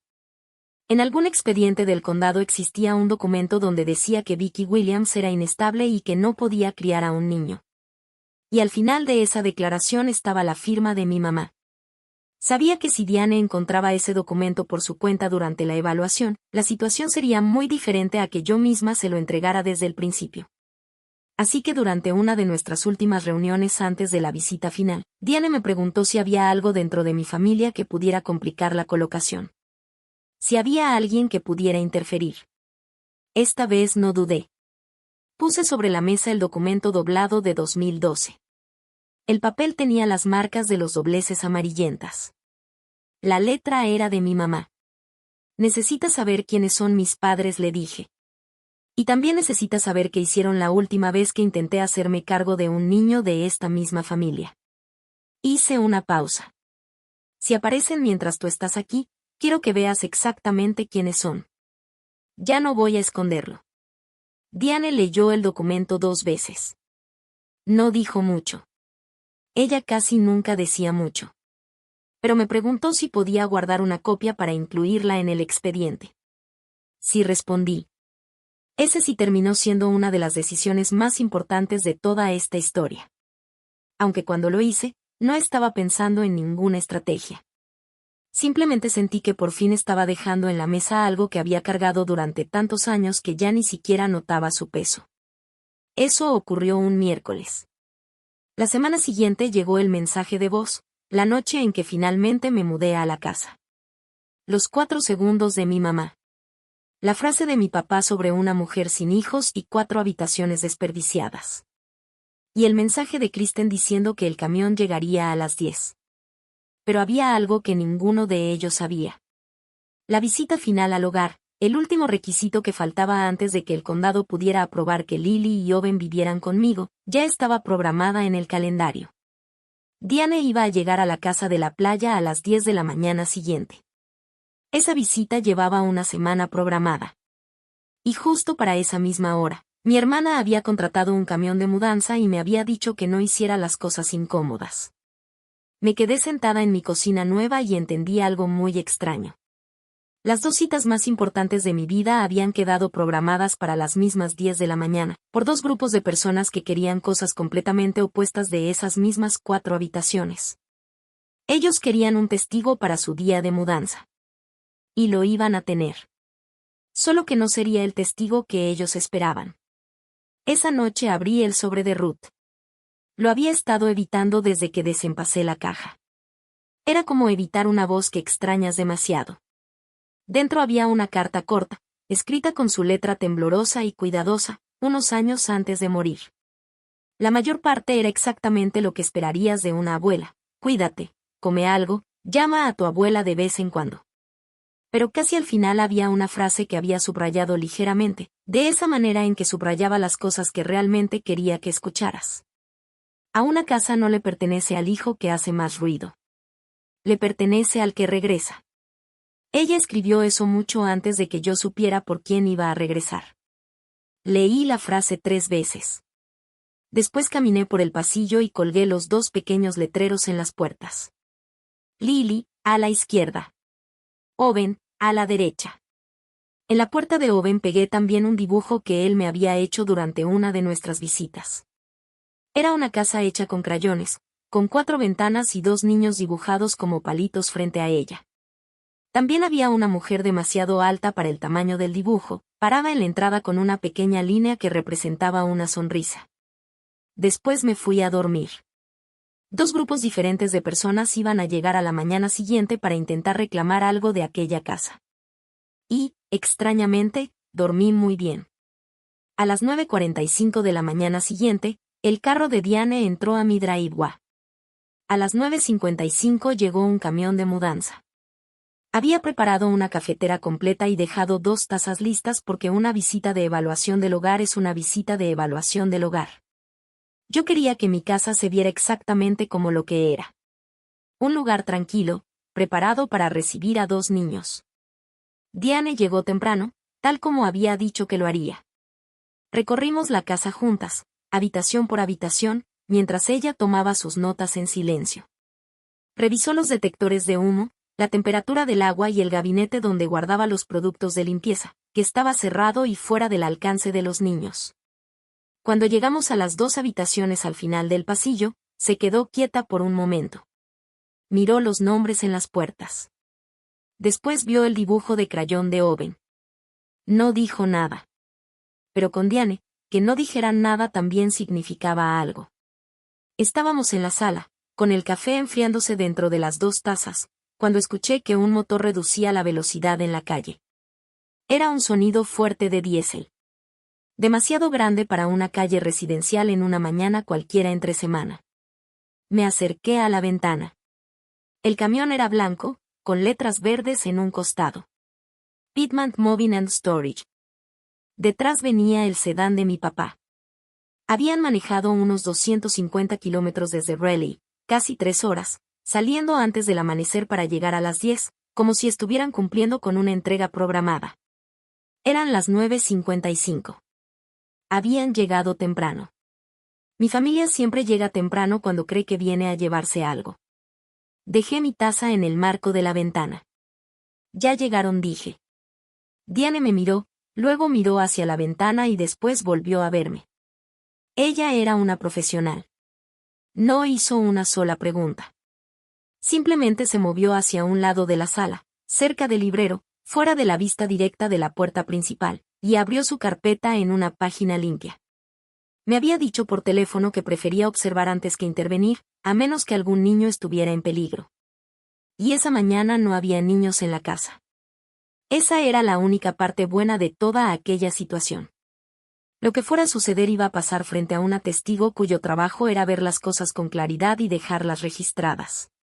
Mi mamá no tocó la puerta. Claro que no. Uno no toca la puerta de una casa cuando ya decidió que le pertenece. Abrió la puerta principal y entró a mi sala como si hubiera regresado a una casa de la que había salido apenas el día anterior. Mi papá entró detrás de ella, más despacio, mirando desde el principio donde podía sentarse. Kristen venía revisando su celular. Detrás de ella entró Todd, cargando una manta para mudanzas doblada sobre un brazo, con la cara de un hombre que probablemente había perdido una discusión durante el viaje. Después entraron 2 trabajadores de Pittman, con sus camisas de la empresa, empujando carritos y cargando una pila de cajas desarmadas. Mi mamá recorrió la sala con la mirada. Vio los muebles que yo había elegido, los cuadros que había colgado y toda la vida que había construido sin pedirle permiso. Y entonces hizo algo que me dejó claro cómo iba a terminar aquella mañana. Ni siquiera me saludó. Se dirigió directamente a los trabajadores. Las habitaciones grandes están al final del pasillo, dijo, señalando detrás de mí como si yo también fuera parte de los muebles. Empiecen por ahí. Todo lo que haya dentro llévenlo al garaje. Mi hija va a traer a su familia este fin de semana y va a querer esa habitación lista primero. Ni una sola vez preguntó quién era la mujer que estaba parada junto al librero. Diane podía haber sido una amiga, una vecina, un agente de bienes raíces o una completa desconocida que acababa de llegar de la playa. A mi mamá ni siquiera le dio curiosidad. Porque en su mundo, las únicas personas que importaban eran aquellas que ya sabía cómo controlar. Y entonces empezó. Necesito que entiendas esa parte, porque es lo que hace que todo esto sea real y no una historia que después puedan suavizar o cambiar. Mi papá terminó de acomodarse en mi sillón favorito y tomó el control remoto de la mesita, como si lo hubiera hecho 1000 veces. Era pura costumbre. Mi mamá caminó hasta las ventanas delanteras y acomodó las persianas a su gusto, igual que a alguien que ya considera ese espacio suyo. Mientras tanto, uno de los trabajadores, creyendo todo lo que ella le había indicado, llevó su carrito hasta la entrada del pasillo y empezó a dirigirse hacia la habitación principal. No estaban fingiendo. Había un camión de verdad estacionado en mi entrada. La rampa ya estaba abajo. Había trabajadores uniformados que realmente habían sido contratados para sacar mis cosas y llevarlas al garaje para que mi hermana pudiera quedarse con mi habitación. Nadie estaba bromeando. Nadie pensaba que aquello fuera una negociación. Habían manejado casi 3 horas en la oscuridad con la intención de hacerlo, y durante unos 10 segundos realmente lo estaban haciendo. Uno de los trabajadores me miró. Se dio cuenta de algo, porque quienes se dedican a mover muebles aprenden rápido a leer una habitación. La mujer que estaba parada tranquilamente en medio de la sala no se comportaba como alguien a quien estaban sacando de su propia casa. El hombre redujo el paso. Señora, me dijo. A mí, no a mi mamá. Antes de que pudiera responder, Kristen pasó junto a él y caminó por el pasillo hacia las 2 habitaciones que tenían los pequeños letreros en las puertas. Ya estaba decidiendo cuál sería para cada niño. Apenas llevaba unos 90 segundos dentro de mi casa. Mi mamá la había enseñado muy bien. Kristen llegó primero a la puerta que tenía pegado el dibujo de crayón de Oven. Vio el pequeño letrero de madera, el dibujo y la luz de la lámpara de estrellas que se alcanzaba a ver por debajo de la puerta. Entonces puso esa expresión que yo conocía desde siempre. La cara de alguien que acaba de encontrarse con un problema que, según ella, ni siquiera debería existir. ¿Y todo esto qué es?, murmuró. Después miró hacia los trabajadores. Sea lo que sea, sáquenlo. Déjenlo en el garaje. Levantó la mano y agarró el dibujo de Oven para despegarlo de la puerta. Yo crucé la sala. No corrí. Quiero que entiendas eso. Caminé hacia ella con la misma rapidez y precisión con la que uno se acerca a una estufa cuando sabe que una olla está a punto de desbordarse. Y cuando hablé, mi propia voz sonó más baja y firme de lo que yo me sentía por dentro. Quita la mano de la puerta de mis hijos. La palabra cayó en medio de la habitación y todo se detuvo. Mis hijos. Kristen retiró la mano del dibujo. Mi papá, que estaba a medio sentarse en el sillón, se quedó congelado en esa posición. Hasta los trabajadores dejaron de moverse. Durante unos segundos, lo único que pude escuchar fue el sonido del mar entrando por la ventana abierta. Esa respiración lenta y constante del océano. Entonces mi mamá se rió. No fue una carcajada. Fue una risa pequeña, incrédula. La risa equivocada. La de alguien que está convencido de que acaba de descubrir una mentira. Tus hijos, dijo. Vicky, tú no tienes hijos. Ese es precisamente el punto. Por eso estamos aquí. Dejé que aquella risa permaneciera en la habitación hasta que dejó de sonar divertida. Su mamá era Amanda, dije. Amanda, la hija de Carol. La que ustedes borraron de la familia. El nombre cambió el ambiente. Mi papá fue el primero en reaccionar. Su expresión cayó lentamente, como la de un hombre que acaba de entender que el ruido que llevaba años escuchando dentro de las paredes no era un ruido cualquiera. Era la base de toda la casa. Kristen miró de mí hacia nuestros padres, completamente confundida. Había sido demasiado joven cuando ellos decidieron enterrar aquel nombre. Probablemente ni siquiera recordaba que Amanda había sido una persona real. Eso no es nuestro problema, empezó a decir. Y ahí estaba. Exactamente la misma frase que mi papá había dicho cuando Amanda murió. Había salido de la boca de mi hermana sin que ella supiera de dónde la había aprendido. La vi escucharse a sí misma. Y también vi que todavía no entendía por qué, de repente, la habitación parecía mucho más fría. Eso ya lo dijiste, le respondí. O lo hizo en octubre, cuando su mamá murió en una carretera mojada y dejó a 2 niños sin nadie que se hiciera cargo de ellos. Y nadie de esta familia siquiera se tomó la molestia de preguntar cómo se llamaban. Miré a mi mamá. Yo sí pregunté. Soy la única que lo ha hecho. Mi mamá se recuperó rápido. Siempre lo hacía. Se puso esa voz que usaba cuando quería parecer preocupada, suave y tranquila. Esto es muy triste, dijo, pero no tiene nada que ver con esta casa. No puedes simplemente hacerte cargo de dos niños que ni conoces por un impulso. Hizo una pausa y escogió con cuidado la palabra que había usado durante tantos años. No estás en condiciones para eso. Metí la mano en la carpeta que estaba sobre la mesita. La había dejado ahí esa mañana, junto al café, como quien prepara todo lo que podría necesitar. Saqué el documento. Lo desdoblé siguiendo las marcas viejas y lo levanté para que todos pudieran ver la letra. Tú le dijiste a una trabajadora social que yo era inestable, dije.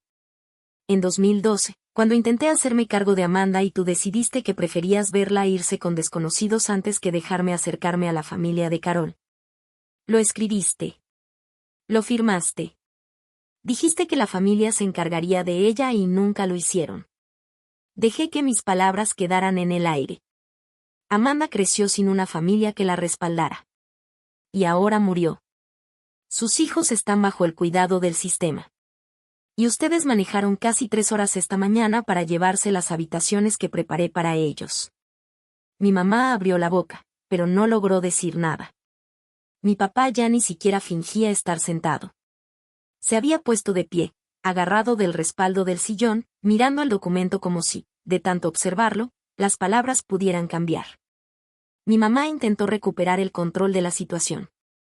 Era experta en eso. Podrías habernos contado, dijo. Y ahí estaba el cambio. De repente, ella era la víctima. Nos dejaste manejar hasta acá. Tú planeaste todo esto. Eso es cruel, Vicky. No es la hija que yo crié. Tienes razón, respondí. No lo es. La miré directamente. La hija que tú criaste habría empacado la habitación principal. Mi mamá hizo el único movimiento que todavía le quedaba. Dinero. En mi familia, el dinero siempre había servido para convertir un problema en una transacción. Está bien, dijo. Pude escuchar cómo cambiaba de estrategia, buscando una versión de la historia en la que todavía pudiera salir ganando. Si esta casa significa tanto para ti, podemos hablar de lo que sería justo. Tu papá y yo hemos dado muchísimo por esta familia durante todos estos años. Hay maneras de compensar a todos. No tenemos que hacer esto frente a una desconocida. Dijo desconocida mientras miraba a Diane, como intentando averiguar si podía hacerla sentir lo bastante incómoda para que dejara de prestar atención. No hay nada que compensar, respondí. Tú no pusiste nada en esta casa. Ustedes manejaron 3 horas para venir a quitármela. Miré a Diane. Y ella no es una desconocida. Es la única persona en esta habitación cuyo trabajo consiste en observar y decir la verdad cuando se trata del bienestar de los niños. Kristen se había quedado completamente callada.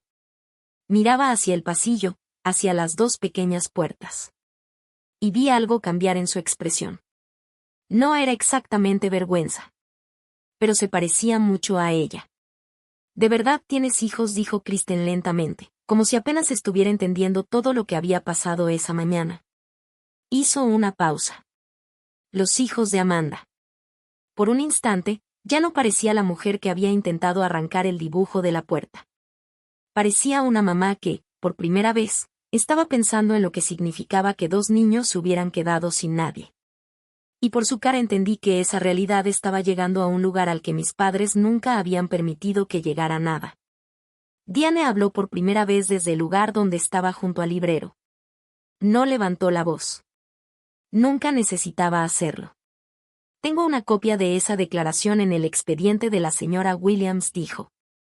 Forma parte de sus antecedentes. Mi mamá volteó hacia ella. Fue la primera vez desde que había entrado a la casa que realmente la miró. ¿Y tú quién eres exactamente? Soy Diane Prescott, respondió ella. Estoy aquí para hacer la evaluación del hogar de Vicky. Y ya vi todo lo que necesitaba ver. Hay un silencio muy particular que aparece cuando alguien que está acostumbrado a tener el control descubre que, esta vez, la habitación no le pertenece. No es un silencio escandaloso. Casi no se escucha.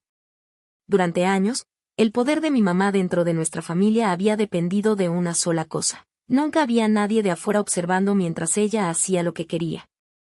Podía mostrarse razonable frente a otras personas y ser completamente distinta en privado, porque lo que pasaba en privado nunca salía de esa habitación. Pero esa mañana, lo privado había salido de la habitación. Estaba en un expediente. Estaba en las notas de una profesional. Y estaba justo ahí, junto a mi librero, con una pluma en la mano y viendo todo con sus propios ojos.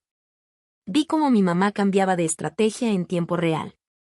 También entendió que aquellas 2 citas de las 10 de la mañana nunca habían sido simplemente 2 citas. Cuando yo dije que las 10 estaban perfectas, no me estaba rindiendo. Había dejado que vinieran precisamente porque alguien estaría ahí para ver lo que hicieran. Alguien a quien después no podrían convencer de contar una versión diferente. La carta de Ruth seguía dentro de la carpeta. También la saqué. Porque si íbamos a hablar de todo, entonces íbamos a hablar de todo. Tu mamá me dejó algo de dinero cuando murió, le dije a la mía. No fue mucho. Durante años me lo has echado en cara como si yo te hubiera robado algo.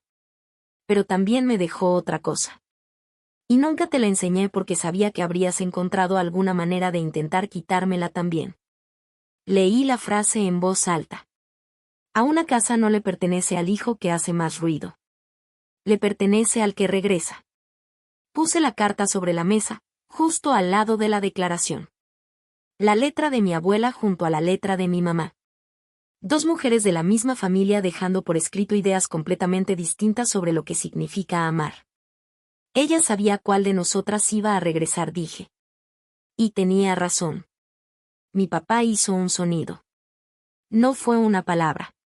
Solo una respiración corta y quebrada. Era el sonido de un hombre al que, después de 30 años, finalmente se le había roto algo que había mantenido cerrado. Él había sido quien decía. De esa parte de la familia no hablamos. Lo decía sobre su propia cuñada. Sobre Carol. Sobre Amanda. Cada vez que aparecía el tema, él buscaba el control remoto para cambiar de conversación. Pero ahora estaba parado en mi sala, escuchando la letra de su suegra decirle, sin necesidad de explicaciones, para qué debería haber servido una familia. Y esa vez no había ningún control remoto que pudiera salvarlo. Joyce dijo en voz baja, mirando a mi mamá. Y no sonó como si estuviera defendiéndola. Sonó exactamente al contrario. Era un hombre pidiéndole a su esposa que se detuviera porque por fin había entendido la magnitud de lo que habían hecho. Y ya no podía verla continuar frente a una persona ajena a la familia. Mi mamá no se detuvo. Nunca había sabido hacerlo. Pero mi papá sí. Y eso importaba, porque él siempre había sido quien le permitía salirse con la suya. Ese fue el momento en que Todd dejó la caja que llevaba. Casi había olvidado que estaba ahí. Había pasado todo el tiempo cerca de la puerta, sosteniendo varias cajas de cartón dobladas. El esposo de mi hermana. Un hombre al que nunca conocí realmente bien, pero al que tampoco le tuve rechazo. Dejó las cajas en el piso con cuidado, como si pesaran mucho más de lo que en realidad pesaban. Yo no voy a sacar ni una cosa más del cuarto de un niño, dijo. No me estaba hablando a mí. Le estaba hablando a Kristen. Te dije en el carro que esto estaba mal, Kristen. Yo me voy a quedar afuera. Y salió de la casa. Un minuto después escuché cómo se cerraba la puerta de un automóvil en la entrada. Ese sonido afectó el rostro de mi hermana más que cualquier cosa que yo pudiera haberle dicho. Porque yo siempre había sido la persona de afuera, la que ella había aprendido a no tomar en cuenta. Todo era de adentro. Todo era su familia. La misma idea que mi mamá había usado durante años como si fuera un documento de propiedad. Y ahora todo acababa de salir de mi casa, dejando a Kristen sola en un pasillo donde nunca debió estar. Los trabajadores ya estaban retrocediendo. Murmuraban algo sobre no querer meterse en problemas familiares mientras cerraban sus carritos y recogían sus cosas, claramente aliviados de poder irse. Los profesionales saben reconocer el momento en que un trabajo deja de ser un trabajo. Escuché al trabajador mayor decirle al más joven mientras salían.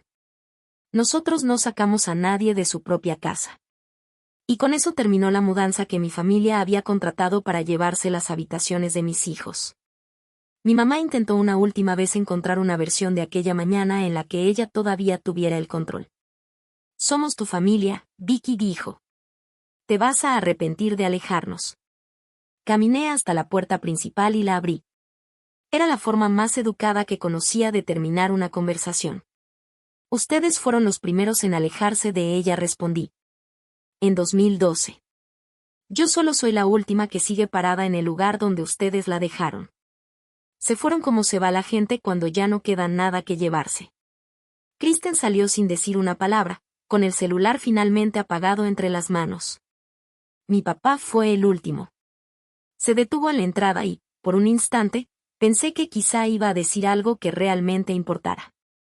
Pero no lo hizo. Y entonces se fueron. Primero salió el sedán. Detrás avanzó lentamente el camión vacío. El ruido del motor diésel se fue alejando por la calle hasta desaparecer. Y después volvió a escucharse solamente el mar. Mi vecina, 2 casas más abajo, estaba afuera regando el jardín con una manguera. Había dejado de regar para mirar cómo un camión de mudanza llegaba y se iba de una casa sin sacar absolutamente nada. 4 personas habían entrado completamente seguras de que iban a salirse con la suya. Y salieron en silencio. Una mujer los había acompañado hasta la puerta sin levantar la voz ni una sola vez.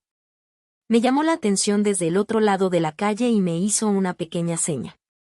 Era esa mirada que una mujer le da a otra cuando entiende perfectamente lo que acaba de pasar sin necesidad de conocer todos los detalles. Levanté la mano y ella hizo lo mismo. En un pueblo pequeño, la gente se da cuenta de lo que ocurre en una calle a las 10 de la mañana. Y lo que vieron no tenía nada que ver con la historia que mis padres habían preparado antes de salir de casa. Diane cerró su carpeta. Hoy mismo voy a dejar todo esto por escrito, me dijo. Para que quede registrado, lo que pasó esta mañana no perjudica tu caso. Si acaso, lo dejó mucho más claro. Hizo una pausa y, por primera vez, su expresión profesional se suavizó un poco. Has construido un buen hogar aquí. Después se fue. Y la casa volvió a ser mía. Durante unos minutos me quedé parada en medio de la sala, justo donde había ocurrido todo, simplemente dejando que el silencio regresara. Tomé las 2 tazas de café. Seguían llenas y ya estaban completamente frías. Guardé otra vez en la carpeta la carta de Ruth y la declaración de mi madre, una junto a la otra, y la cerré. Después caminé por el pasillo hasta las 2 puertas. Esta vez sí las abrí. Las 2. Miré los cuartos que había preparado, la lámpara de estrellas, el asiento junto a la ventana, todo listo y esperando. Nadie se había llevado nada. Todo lo que había preparado seguía exactamente en su lugar. Creo que ahí fue cuando realmente lo entendí. No como una victoria, sino como un hecho. Como cuando por fin sientes el suelo firme después de pasar tanto tiempo preparándote para una caída que nunca ocurre. Ellos habían venido para vaciar mi casa. Pero mi casa estaba llena. Y así iba a quedarse. Las marcas de las llantas del camión habían quedado hundidas en la arena junto a la entrada. Permanecieron ahí durante 2 días, hasta que la lluvia las borró. Las miré más de una vez. Eran la única prueba visible de que todo aquello había ocurrido. Porque lo verdaderamente importante había pasado adentro, en un expediente, dentro de una carpeta y en 2 habitaciones al final del pasillo. Mi celular se iluminó antes de que el camión siquiera llegara a la carretera. No eran mis padres. Eran los familiares. Las noticias corren rápido en una familia que ha pasado 30 años fingiendo que ciertas cosas nunca sucedieron. Y resultó que durante todo el camino de regreso, mis padres habían estado contándole a quien quisiera escucharlos una historia que ya tenían preparada. Según ellos, eran los padres sacrificados que intentaban ayudar a la pobre y solitaria Vicky a reducir su casa y llevar una vida más apropiada para una mujer soltera con demasiado espacio y nadie que lo llenara. Ese era el relato que habían armado antes de subir al carro. Padres generosos. Hija ingrata. 4 habitaciones desperdiciadas. Pero hay un problema cuando construyes el marco antes de conocer la imagen, solo puede encajar la fotografía que esperabas encontrar. Primero me llamó una tía con la que llevaba años sin hablar. Después llamó un primo. Y la historia que había llegado hasta ellos no era la misma que mis padres habían intentado contar. Era la otra historia, la verdadera. Y esta vez se estaba moviendo por la familia en la dirección contraria. Los trabajadores hablan, toda habla, y tener a una trabajadora social parada en medio de la sala es el tipo de detalle que convierte un rumor en un hecho de la noche a la mañana. Para esa misma tarde, todos tenían más o menos la misma versión. Joyce y Dennis habían manejado 3 horas para sacar a su hija, la que no tenía hijos, de su propia casa para dársela a Kristen. Y resultó que esa hija estaba en pleno proceso para hacerse cargo de los nietos que toda la familia había abandonado. Además, una trabajadora social había estado presente cuando intentaron hacerlo. Una historia así no se puede controlar. No existe esa voz tranquila de mi mamá capaz de disfrazarla. Yo no me burlé de ellos. Pero tampoco intenté detener lo que estaba pasando, y quiero ser sincera con eso. Cuando mi tía me llamó llorando un poco y me preguntó por qué nadie le había contado sobre los hijos de Amanda, le dije la verdad, sin adornarla. Nadie te dijo porque nadie quería que lo supieras. Y ese silencio tuvo un precio. El precio fueron 2 niños que pasaron meses dentro del sistema mientras una familia que hablaba todo el tiempo sobre lo importante que era la familia decidió no decir nada. No se lo dije para lastimarla. Se lo dije porque ya era hora de que alguien de esa familia escuchara una verdad dicha de frente. Y las cosas empezaron a cambiar, pero de una manera silenciosa, como suelen cambiar estas situaciones. Durante décadas, mis padres habían sido la pareja que estaba en el centro de cada reunión familiar. Ellos organizaban, ellos decidían y todos tomaban en cuenta lo que decían. Ese tipo de autoridad depende por completo de la reputación. Y eso fue precisamente lo que perdieron esa semana. Los familiares no hicieron una reunión ni anunciaron que estaban de mi lado. Simplemente comenzaron a llamarme a mí en lugar de llamarlos a ellos. Empezaron a preguntar por Lily y Owen, usando sus nombres. Mi mamá pasó de ser la mujer a la que todos consultaban a convertirse en la mujer de la que todos hablaban.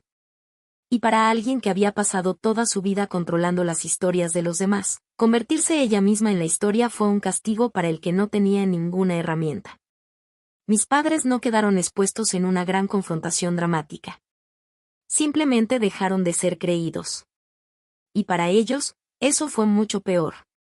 2 semanas después, Kristen me mandó un mensaje. No era una disculpa. Kristen no suele disculparse. Decía, yo no sabía nada de los niños. Mamá no me contó toda la historia. Me quedé mirando el mensaje durante un buen rato, sentada en el nuevo porche de mi casa mientras escuchaba el sonido del mar. Pensé en todos esos años en los que mi hermana nunca tuvo que conocer toda la historia antes de tomar lo que quería. No le respondí esa noche. Y todavía estoy pensando si algún día lo haré. Hay puertas que decides mantener cerradas, no por crueldad, sino porque finalmente entiendes que en realidad nunca estuvieron abiertas. 3 días después de aquella mañana, mi papá regresó. Yo no lo llamé. Simplemente apareció una tarde en mi entrada. Era un hombre mayor parado junto a su carro, mirando la casa sin saber muy bien si tenía derecho a acercarse. Salí a verlo porque no quería que entrara a la casa. Nos quedamos parados en la entrada, con el sonido del mar detrás de nosotros. Él llevaba algo en la mano y, cuando lo abrió, vi que era el dibujo de Owen, ese que Kristen había intentado quitar de la puerta. Seguramente se había soltado durante todo el alboroto y terminó en el bolsillo de su abrigo. Había manejado 3 horas para devolvérmelo o quizá para tener una razón para venir. Nunca supe cuál de las 2 cosas era. Y la verdad, ya no importa. Debí haber dejado que te llevaras a Amanda, dijo. No me estaba mirando. Tenía los ojos puestos en el dibujo. En 2012 debí haber dejado que te llevaras a Amanda. Hay disculpas que esperan algo a cambio y hay otras que no piden nada. Esta no pedía nada. Y esa fue la única razón por la que pude escucharla. No me apresuré a hacerlo sentir mejor.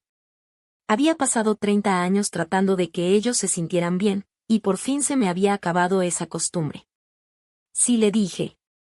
Debiste hacerlo.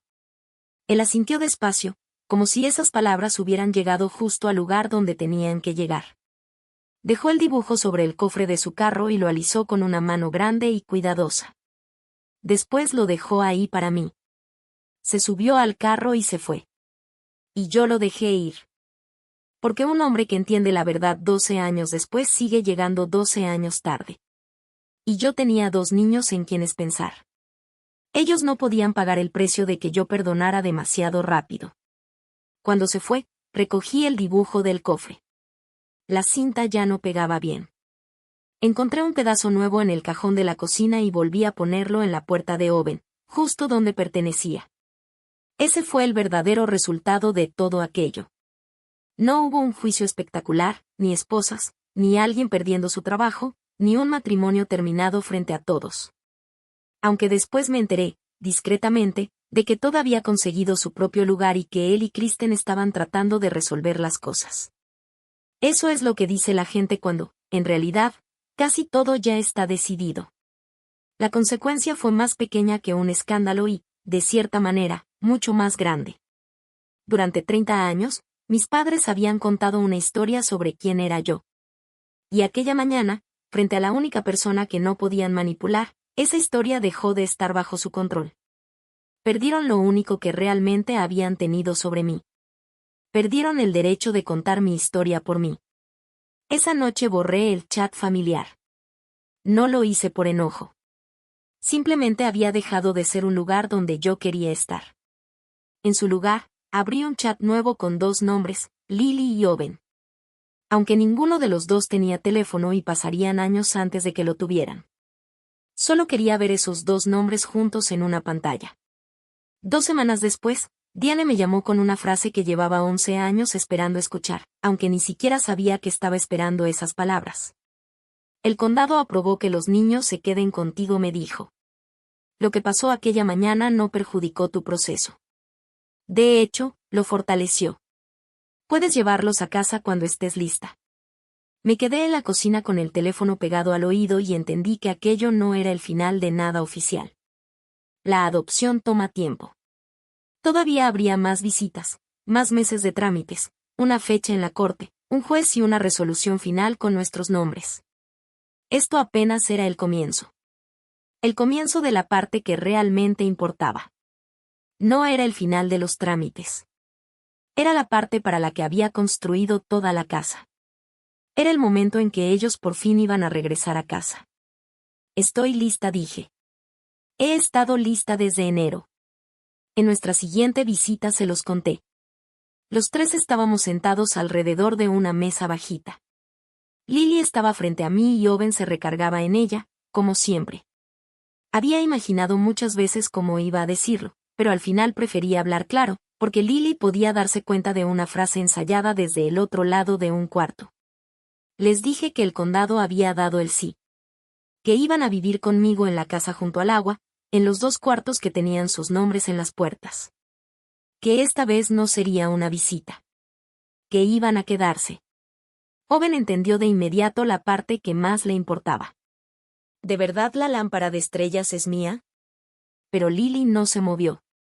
Me miró durante un largo momento con esa expresión cuidadosa que siempre tenía, como si estuviera pendiente de cada salida. Entonces hizo la única pregunta que realmente importaba para una niña que había cambiado tantas veces de lugar. ¿Por cuánto tiempo?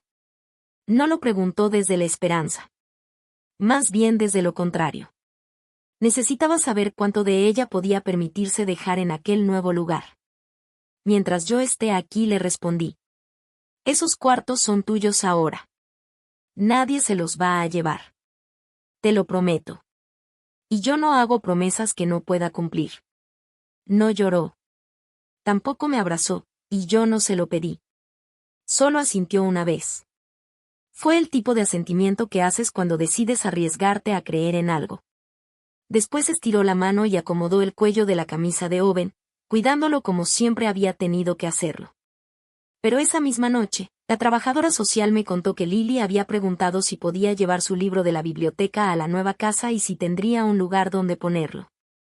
Sin hacer ruido, ya estaba empezando a decidir que se quedaría. Se mudaron un sábado, casi al final de mayo. Y no se parecía en nada a una mudanza normal. No hubo camión. Solo había 2 mochilas pequeñas, una bolsa de basura llena de ropa que me rompió el corazón, un libro de la biblioteca que algún día tendría que devolver y 2 niños parados en mi entrada, mirando una casa que estaba a punto de convertirse en su hogar. Todavía no estaban seguros de si tenían derecho a quererla. Lily llevaba a Owen de la mano. Después descubriría que lo había hecho desde la noche en que su mamá nunca regresó. Tenía 8 años y ya era la fuerte. Lo reconocí de inmediato. Es como reconocer tu propia letra en un sobreviejo que habías olvidado que tú misma enviaste. «¿Aquí es?», preguntó. No fue una pregunta grosera. Fue cuidadosa. Era la pregunta de una niña que había aprendido a no asumir que las cosas buenas también podían ser para ella. Sí, le dije. «Aquí es». Abrí la puerta y dejé que entraran a una casa que una mujer que supuestamente no tenía a nadie había construido exactamente para ellos. Esa primera noche, la casa se sintió más llena que nunca y, al mismo tiempo, mucho más tranquila de lo que había imaginado. Había 2 pares de zapatos pequeños junto a la puerta. El olor a pintura finalmente había desaparecido y ahora había otro aroma, uno que solo los niños parecen llevar consigo. Calidez.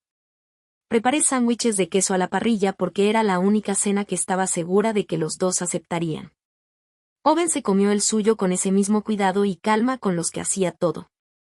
Lily, en cambio, pasó toda la cena observándome, como si estuviera memorizando dónde estaban las puertas.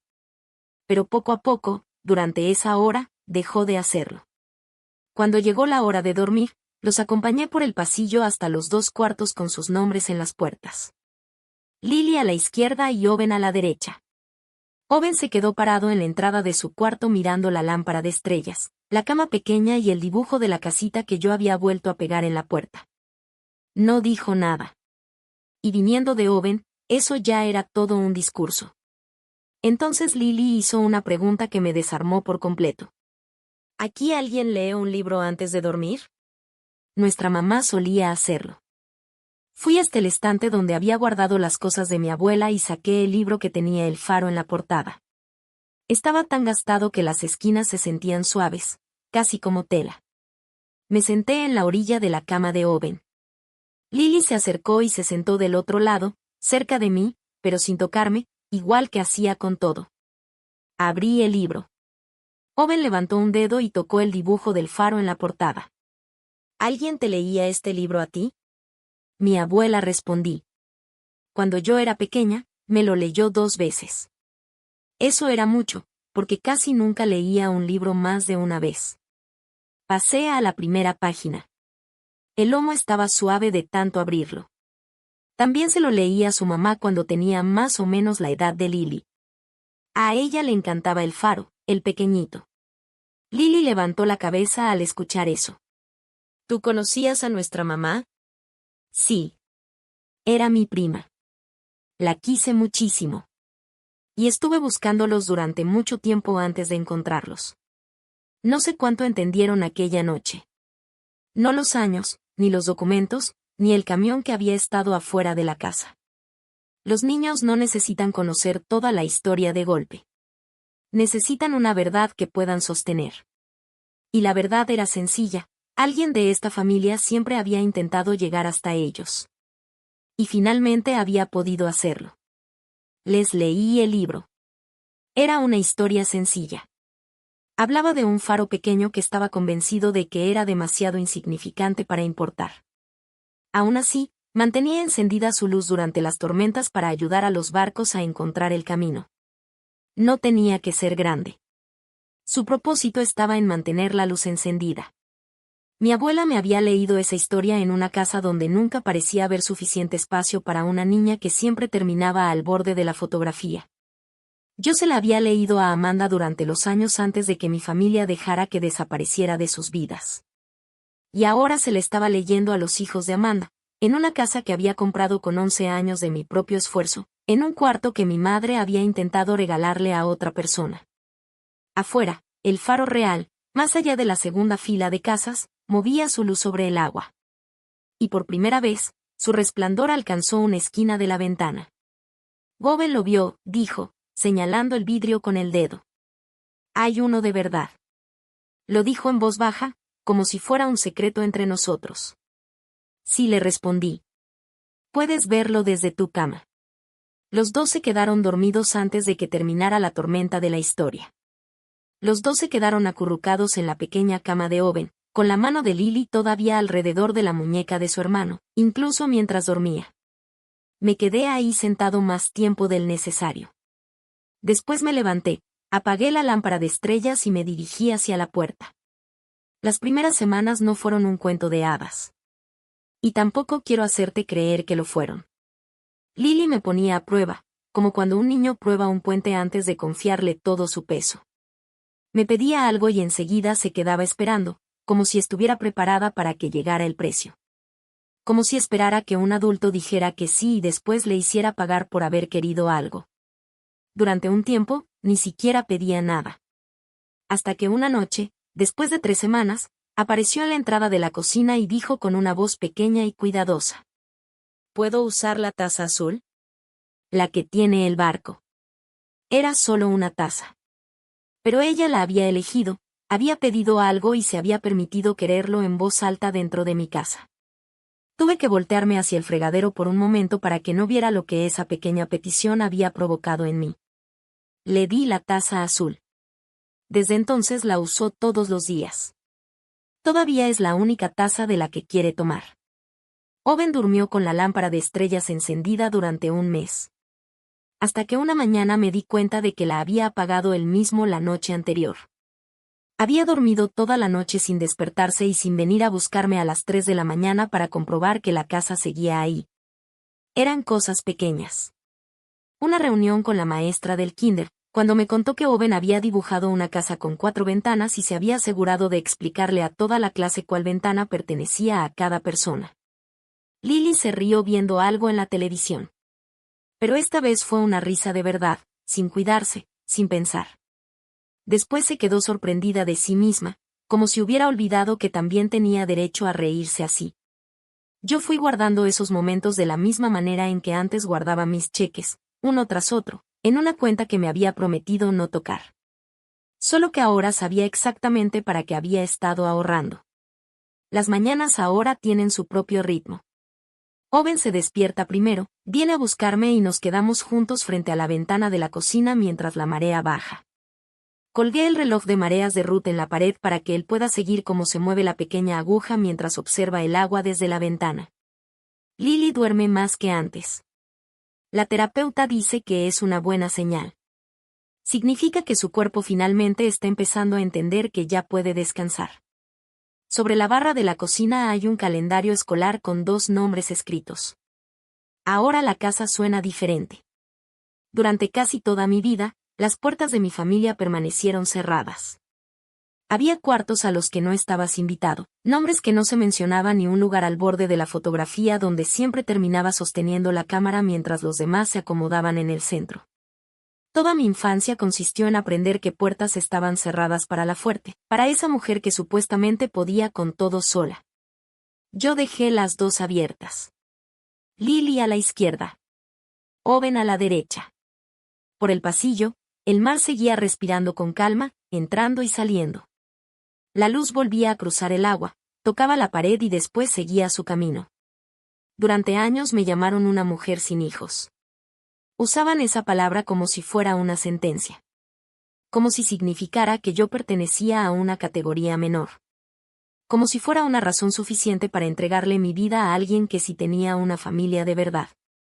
Estaban tan seguros de que esa palabra significaba vacío. Simplemente se adelantaron. Yo nunca necesité cerrar esas puertas.